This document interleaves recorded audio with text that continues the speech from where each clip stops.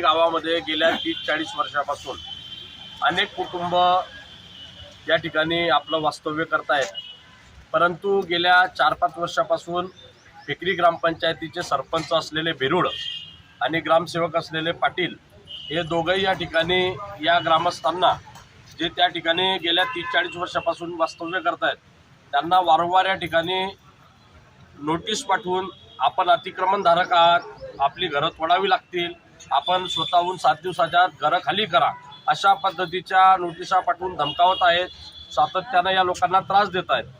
जेव्हा की गेल्या 2020 मध्ये भुसावळ शहराचे असलेले विद्यमान आमदार मंत्री संजय सावकारे यांनी स्वतः या सगळ्या ग्रामस्थांना इथल्या रहिवाशांना नमुना 8 चे उतार्यांचं वाटप जाहीर कार्यक्रमांमध्ये केलेलं आहे।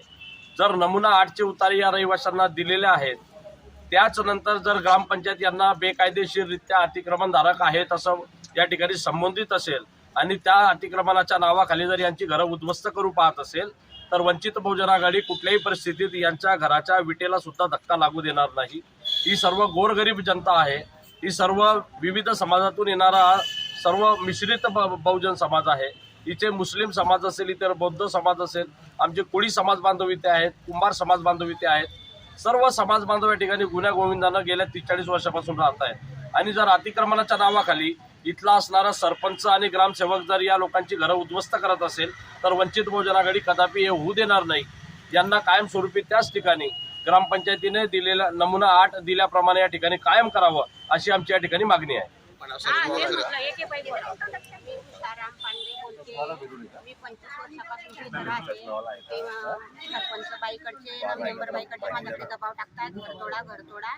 मी आज 5 लाखाचं घर बांधलंय, मी एकटी महिला राहते, मग मी कसं काय घर तोडू? कुठे राहता आपण?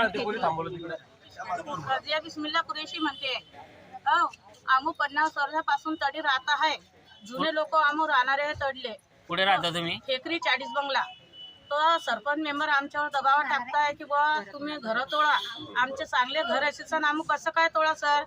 आता आमच्याकडे काहीच भांडणार नाही, आता सगळंच काही महाग झालाय, तुम्ही सांगा बरं कसं काय आम्ही घर तोडा? आम्ही गरीब लोक आहे। गंगूबाई मोहन मेश्राम आहे। मी तिथं राहते फेकरीमध्ये, आता 50-60 वर्ष झालं मला तिथं, आणि माझ्या अकाउंटवर पैसे पडले, पण माझं घर काही अजून झालेलं नाही आहे।